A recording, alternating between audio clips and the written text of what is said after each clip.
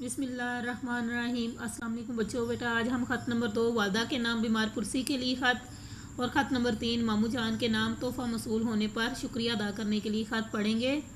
ख़त पढ़ने से पहले बेटा हम ख़त लिखने का तरीका एक दफ़ा दोबारा देख लेते हैं। सबसे पहली लाइन में देखें, इम्तिहानी कमरा लिखा हुआ है। इम्तिहानी कमरा क्या है? ये बेटा मकाम रवानगी है, यानी वो जगह जहाँ से ख़त लिखा जा रहा है। वैसे यहाँ पर शहर का नाम जो आता है, लेकिन चूँकि तालिब इल्म इम्तिहानी कमरे में बैठकर ख़त लिख रहा है तो इसलिए इसका मकाम रवानगी इम्तिहानी कमरा होगा। इसके बाद तारीख़ आप लिखेंगे, जैसे 1 जून 2020 मैंने लिखा है तो तारीख़ जो है हमेशा बेटा आपने मौजूदा तारीख़ लिखनी है और उर्दू में लिखनी है।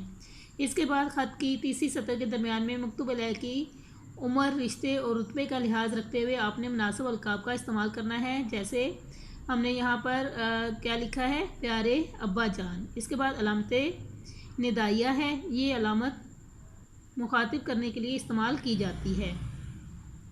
ख़त की चौथी सतर के शुरू में 2 लफ्ज़ों की खाली जगह छोड़कर मकतूब अलैह के दर्जे और हैसियत के मुताबिक आदाब यहाँ पर लिखे जाते हैं। इस्लामी आदाब चूँकि अस्सलामु अलैकुम है तो इसलिए हमने यहाँ पर अस्सलामु अलैकुम लिखना है और इसके साथ अलामत राब्ता लगानी है।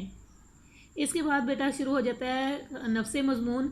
ये ख़त का मरकज़ी हिस्सा है। आदाब के बाद आसान, सादा और मुख्तसर जुमलों में अपनी खैरियत यहाँ पर बताई जाती है।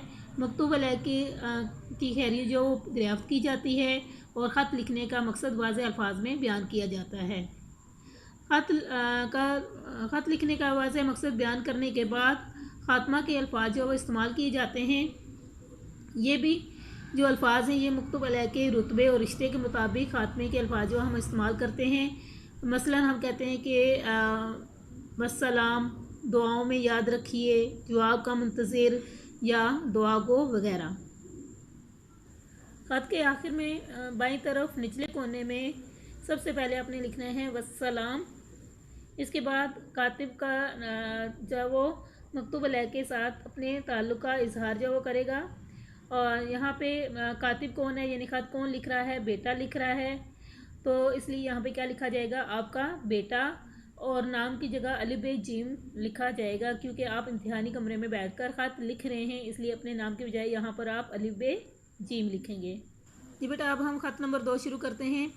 वालदा के नाम ख़त बीमार पुरसी के लिए सबसे पहले बेटा लिखा है गुजरात। गुजरात ये मकाम रवानगी है। यहाँ पे आपने मकाम रवानगी ख़त का क्या लिखना है? इम्तिहानी कमरा। इसके नीचे आपने मौजूदा तारीख़ लिखनी है। इसके बाद देखें, प्यारी अम्मी जान, अलामत नदाइया, अल्लाह आपको सदा सलामत रखे। इसके बाद अलामत फ़जाइया लगानी है। अलामत फ़जाइया ये खुशी, हैरत के जज्बे का इजहार करने के लिए लगाई जाती है। इसके बाद बेटा आपने लिखना है अस्सलामु अलैकुम व रहमतुल्लाह, और इसके बाद अलामत राब्ता आपकी आएगी। आजकल हमारे सेमाही इम्तिहानात शुरू हैं। अल्हम्दुलिल्लाह पर्चे तो अच्छे ही हो रहे हैं, लेकिन 2-3 दिन से तबीयत बिला वजह ही कुछ परेशान सी थी। अभी भाईजान का ख़त आया तो मालूम हुआ कि आप इन दिनों मलेरिया का शिकार हैं। शायद ऐसे ही मौक़ों पर कहते हैं कि दिल को दिल से राह होती है। अगरचे भाईजान ने इत्मीनान दिलाया था कि अब आपका बुखार उतर गया है, लेकिन मेरे दिल की परेशानी उस वक्त तक दूर नहीं होगी जब तक मैं आपके हाथों का लिखा हुआ खैरियतनामा नहीं पढ़ लूँगी। अगर आजकल इम्तिहान ना हो रहे होते तो मैं फ़ौरन आपके पास पहुंचकर अपनी आँखों से आपका हाल देखकर इत्मीनान हासिल करती और आपकी खिदमत करके दिल का सुकून पाती, लेकिन इम्तिहानात की वजह से मजबूर हूँ।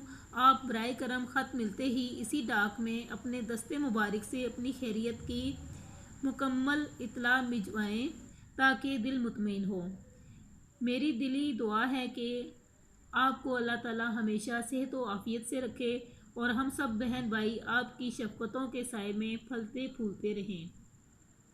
छुट्टियों में भी अब चंद ही दिन बाकी रह गए हैं। इम्तिहानात के फ़ौरन बाद पर्चे वापस मिलना शुरू हो जाएंगे और गालबन आइंदा माह के पहले हफ्ते में हमें 2 माह की छुट्टियां हो जाएंगी।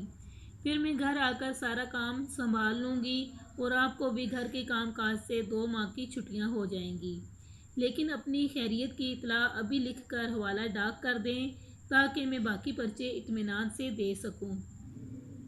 आप दुआ बाकायदगी से इस्तेमाल करें, परहेज़ का ख़ास ख्याल रखें और आराम करें। मुझे यकीन है कि अब्बा जान आपके इलाज में कोई दकीका फ़रोगज़ाश नहीं कर रहे होंगे, मतलब कोई कमी नहीं छोड़ रहे होंगे। उनकी खिदमत में आदाब। अदनान को मेरी तरफ से प्यार करें। भाईजान की खिदमत में सलाम। वस्सलाम। आपकी बेटी अलिफ जीम। जी बेटा, अब हम ख़त नंबर 3 करते हैं। मामू जान के नाम ख़त, तोहफ़ा मौसूल होने पर शुक्रिया। लाहौर लिखा है, तो ये बेटा क्या है, मकाम रवानगी है। यहाँ पर आपने क्या लिखना है, इम्तिहानी कमरा। इसके बाद आपने तारीख़ लिखनी है, मौजूदा। इसके बाद देखें, मुकर्रम मुकर्रम व मोहतरम जनाब मामू जान, अलामत निदाया अस्सलामु अलैकुम व रहमतुल्लाह। इसके बाद अलामत राब्ता लगाएंगे। अभी अभी डाकिया आपका पार्सल देकर गया है, हैरान था आपकी तरफ से ये पार्सल कैसा। खोल कर देखा तो सुनहरी चेन की चकाचौंध से आंखें चुंधिया गई। घड़ी का खूबसूरत डायल मुझे देखकर मुस्कुरा रहा था। मैं भी खुशी से खिल उठा। यहाँ पर बेटा थोड़ी इमला की मिस्टेक है, ठीक कर लें, आप खुशी लिखें। आपने इम्तिहान में मेरी कामयाबी पर जिस खुलूस से भरपूर अंदाज में मेरी हौसला अफजाई फरमाई है, हकीकत यह है कि इसके सही इजहार के लिए मेरे पास अल्फाज नहीं। ये दुरुस्त है कि मुझे काफ़ी देर से एक घड़ी की शिद्दत से ज़रूरत महसूस हो रही थी, लेकिन मैं किसी से इस ज़रूरत का इजहार मुनासिब नहीं समझता था। अब मेरी ये ज़रूरत पूरी हो गई है। अब मैं एक टाइम टेबल बनाकर वक्त के एक एक लम्हे को अपनी मर्ज़ी की जंजीर में जकड़ सकूँगा। मैं वक्त की पाबंदी करूँगा और एक पल भी बेकार नहीं जाने दूँगा, क्योंकि मैं समझता हूँ कि गया वक्त फिर हाथ आता नहीं। और फिर इस घड़ी की हर टिक टिक मुझे मुस्तकिल तौर पर आपकी शफ़क़तों और मोहब्बतों की याद दिलाती रहेगी। इस पर मैं आपका जितना भी शुक्रिया अदा करूं कम है। आपने यकीनन मेरी एक अहम ज़रूरत को पूरा कर दिया है। मैं वादा करता हूं कि इसका पूरा पूरा हक़ अदा करूंगा और अब वक्त का बेहतर तौर पर इस्तेमाल करके बेहतरीन तालीमी नताइज से आपका दिल शाद कर दूंगा या आपका दिल शाद करूंगा। यहाँ पर बेटा थोड़ी सी इस जुमले में मिस्टेक थी, तो आप ठीक कर लेंगे। ममानी जान की खिदमत में सलाम। महमूद और जावेद भाई जान कैसे हैं। मसरत बाजी को मेरी तरफ से बहुत बहुत सलाम। वस्सलाम। आपका भांजा अलिफ जीम।